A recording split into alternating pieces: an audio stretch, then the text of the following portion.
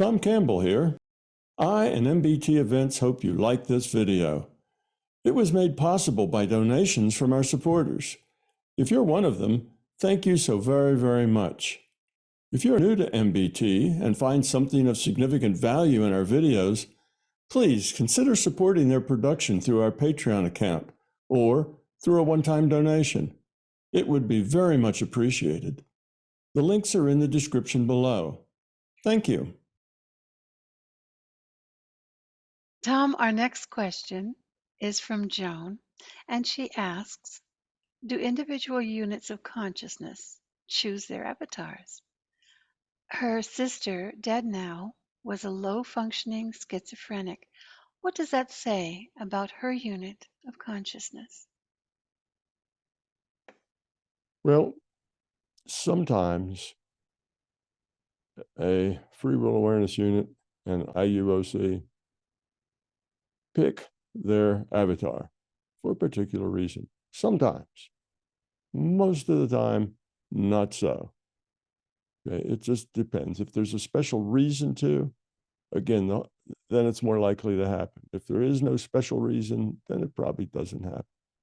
The way it works is that the system is set up to optimize your ability to grow up.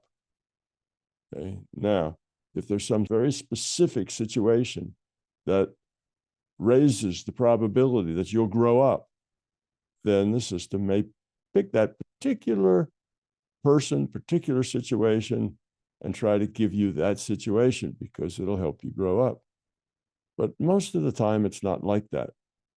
You know, it's this same thing we just talked about in the last question. It doesn't work like that.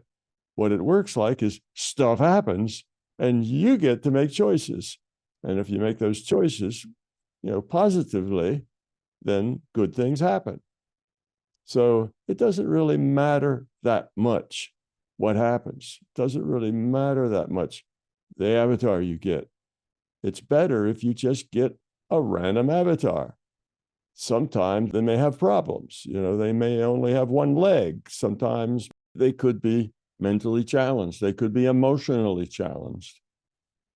They could be spiritually challenged. It's hard to say.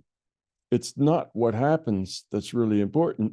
It's what you do with what happens, the choices you make. So for most of the time, you don't plan to that level. You just get in there. And why would that be a good idea? It's a good idea because when you just take whatever's available, when you just kind of jump into a situation, you end up with more diversity. You end up doing all kinds of diverse things. If you just planned it, say, well, I want one just like this, and I want one just like that, they would end up being a very narrow choice. You would tend to do kind of the same things over and over. Well, that's not the optimal path. The optimal path is if you do all kinds of diverse things, all kinds of ways that you get to use your quality to make a vast array of diverse choices. That is the optimal learning situation. And the best way to do that, if it's rather random about what those choices are, which means the situation you go into is kind of random. So that's why I say that happens most of the time, because that's the optimal path for growth. If you get a wide selection of possibilities that you get to deal with. Now, special circumstances, then you get special situation. So if you and 2 or 3 other people that want to incarnate together so you can do special things, okay, that happens some. So yes, sometimes things can be chosen. Sometimes you end up almost with a script. They're not only chosen, but almost the whole thing you do has been chosen for you in that lifetime.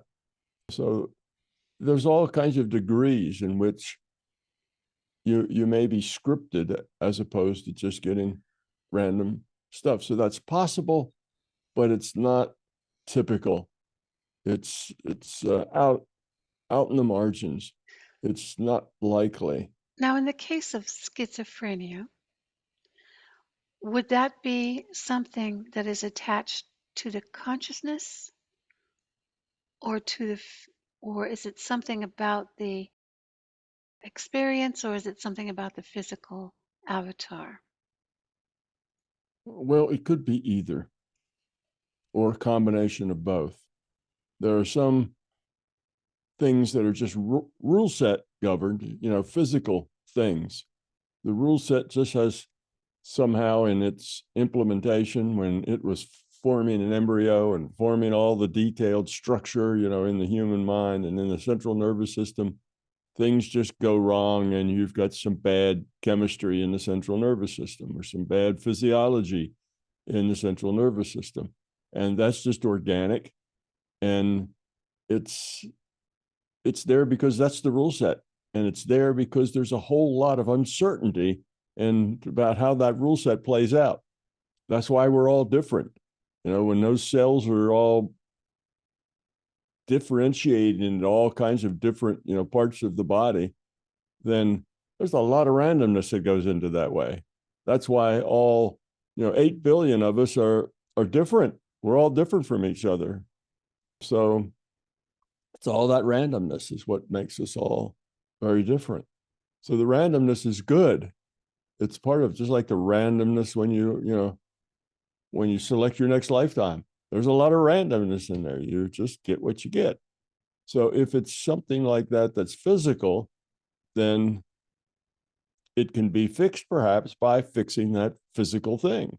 If we knew enough about the brain and the central nervous system to fix that physical problem. Mostly we don't know that much. The central nervous system is still one of those areas that our science knows very little about. So that's one thing. On the other hand, there's another whole bunch of people who don't have any physical problem, but because they have some more developed capacity to interact intuitively, in other words, they see things or hear things or feel things that are not coming from the physical reality, but are coming down the intuitive channel. They can't explain them rationally. So when they tell their physician, well, I hear this voice, or, I get these feelings, and I know when anybody in my family is about to die, I find out about it, the week before. And I know these things and I know those things, and I have precognitive dreams. Well, they say these kinds of things, and people say, oh, they're delusional. We need to take them to a psychiatrist who then prescribes drugs for them that messes with their central nervous system and causes them problems.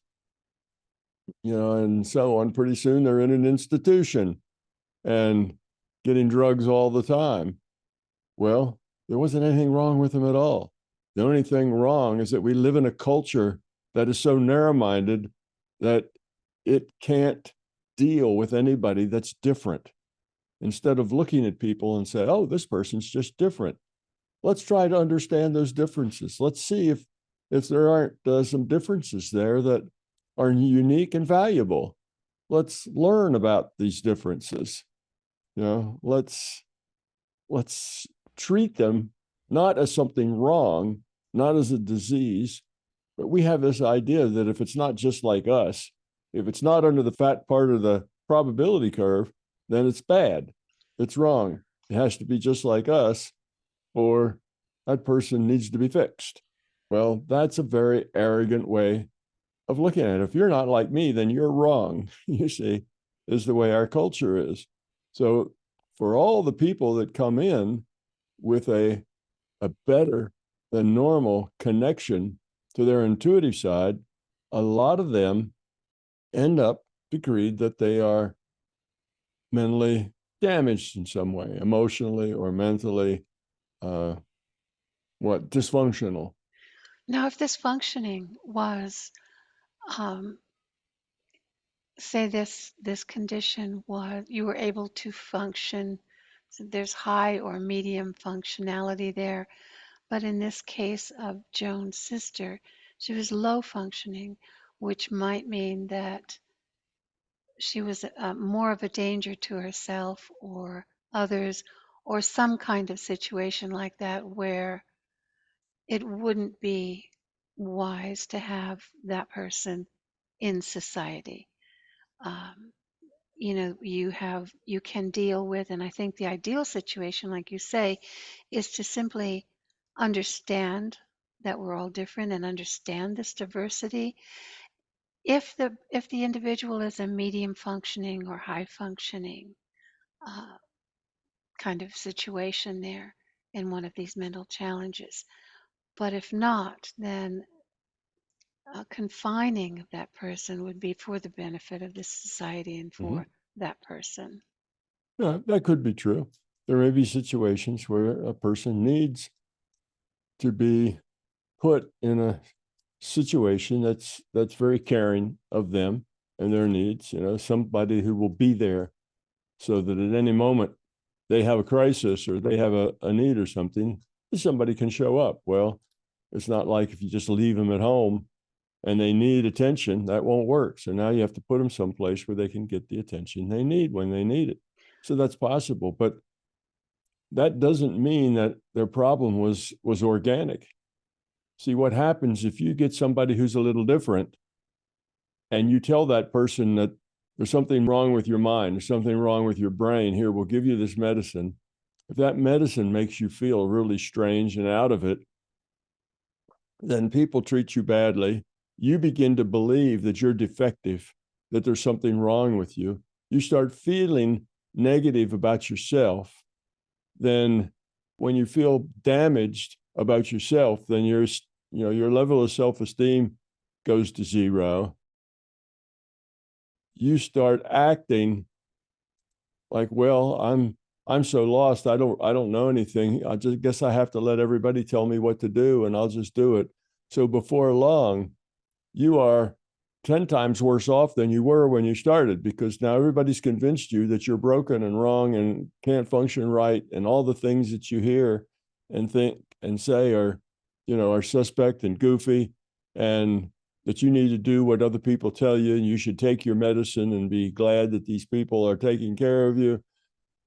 And the person just starts to wither and go away. And pretty soon they kind of opt out and there isn't anything left except the hulk of a body. And the rest of it's just kind of gone. They've given up being part of this reality, this experience. Now, does this So, say something about her consciousness or about what has happened to her in this avatar? well, it Because says, yeah, it these says things don't something, exist in consciousness. right. It, Um, it says something about both, Donna. But mostly, I think the active ingredient that's driving it is the way our culture treats people who are different. So if they were treated with caring and with respect rather than as broken and need to be fixed, I think many of them might turn out to be very productive citizens. Now, they may not be able to hold jobs like we think of holding a job, but there may be other values.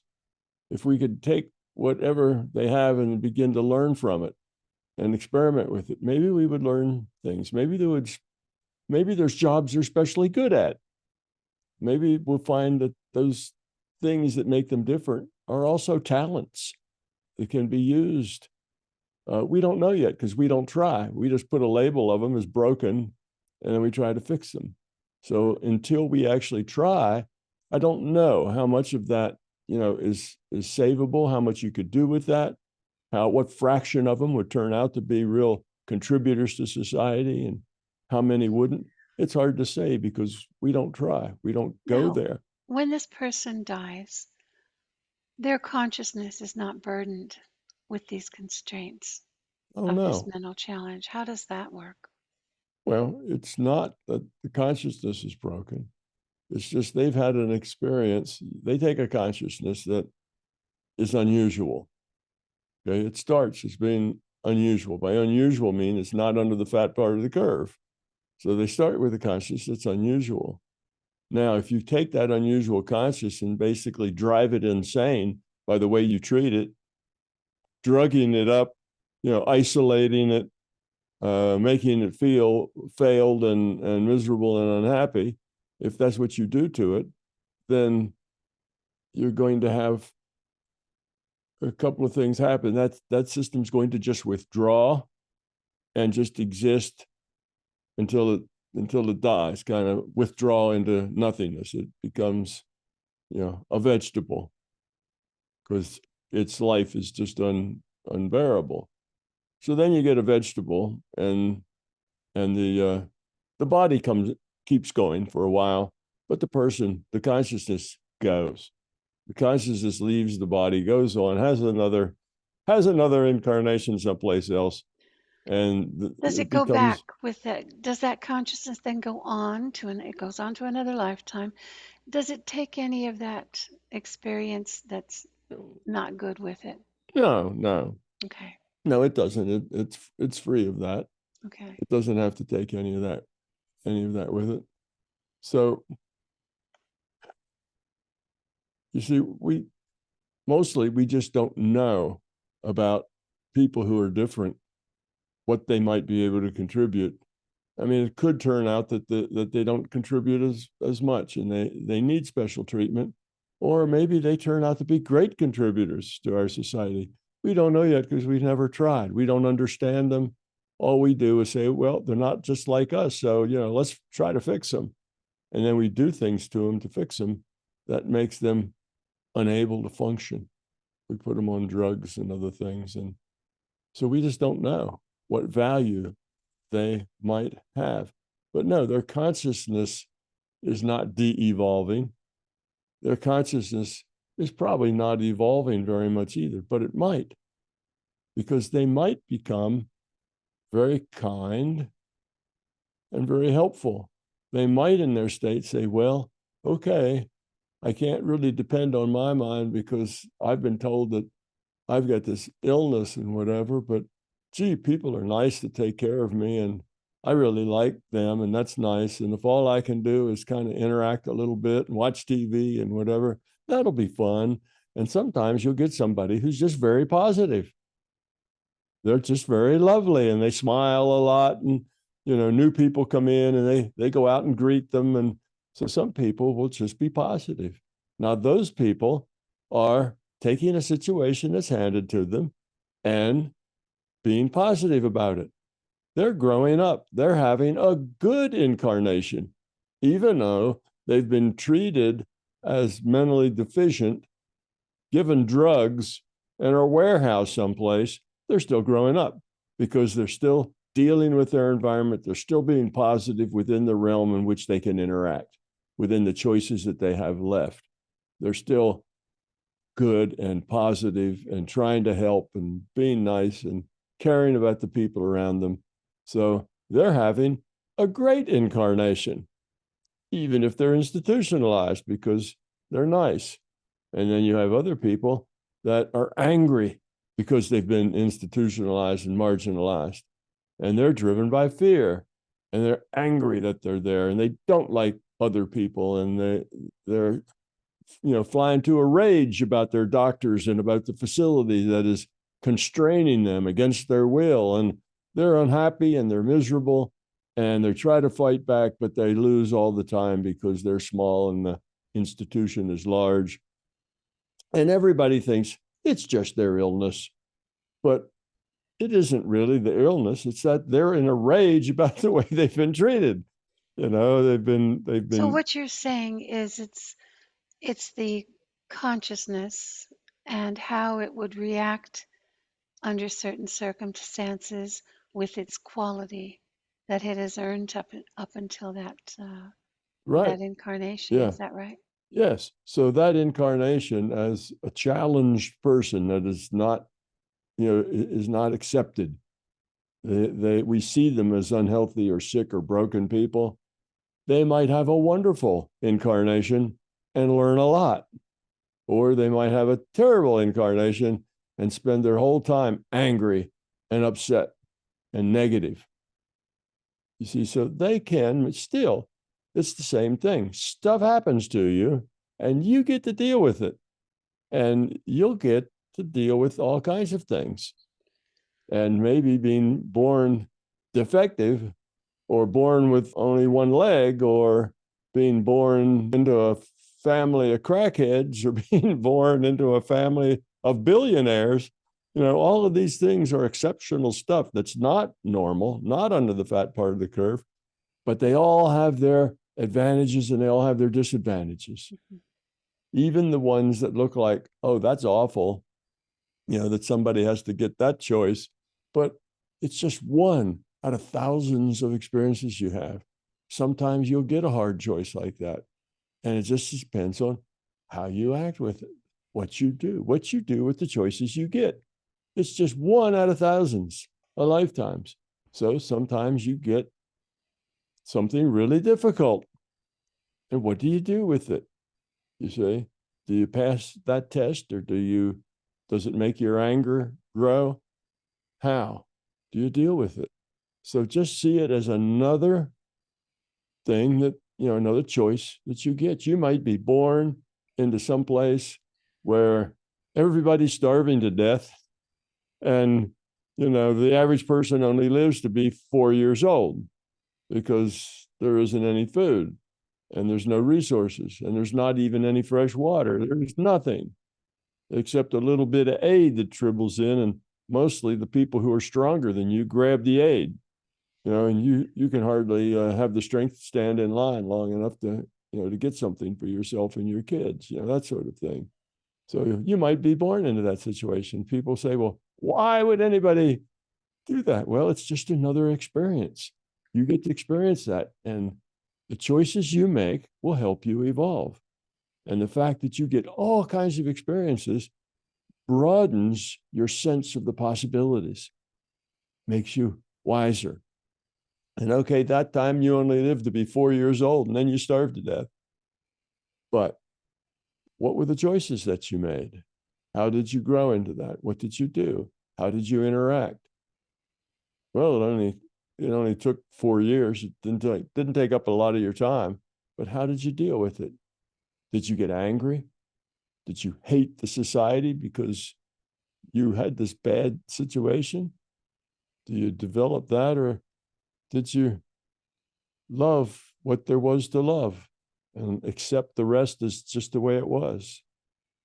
And okay, it was short, but it was also sweet in a way, so Well, of that's, course, your theory puts a bigger perspective on things. I mean, people will look at that 4-year-old child that died under those circumstances, and if their thoughts are, that's its only lifetime, and how tragic that is, and what kind of God would allow that, under your theory, that isn't the case. The case is that it's learning, it's evolving, and it goes on. And there are other chances for other right. lifetimes that are better. Um, the Yeah. the LCS, as you call it, or God, as some people would call it, must follow the free will aspect that goes with consciousness, not interfering, although in rare occasions it will. Yeah. But that is the explanation for why these things happen. It creates empathy around the child. It creates learning for that child. And if that consciousness is good, it learns a lot from that, Mm-hmm. that it can And carry on. right. And so does everybody around it. Now you have a special needs child. It's going to require more giving from you than if you didn't. So the parents, then the grandparents, and the brothers and sisters, everybody learns from that situation. And we're talking about not the common situation. That's only what, 1 in 1,000, 1 in 10,000, I don't know, 1 in 100. Do we have people who are that far out of the fat part of the curve, that far out of the norm? So yes, these are 1 in 100 kind of cases. And occasionally about 1 in 100 lifetimes, you'll end up maybe in one of those 1 in 100 kind of things. But naturally, looking at the rule set, because there's so much uncertainty, those kind of things happen. And the system doesn't step in and say, oh, well, sometimes the rule set generates these things that are way outside the norm. Okay, somebody with only one leg and has a real active intuitive side. All right, well, you're born now with a bunch of challenges, but it doesn't happen that often. But the rule set is such that sometimes it does. And you're going to sometimes have that experience, but not often. It's a rare thing. So sometimes people are born with all kinds of rare things just because when you take that random draw from the probability distribution of the possibilities, sometimes you pull out a 1 in a million thing. And if you do, then you may be born with 3 eyes instead of 2 eyes, and you'll be really, really rare because that's 1 in a trillion or 1 in a billion that happens to. And you have to deal with that. And if that happens to be you, well, how do you deal with that?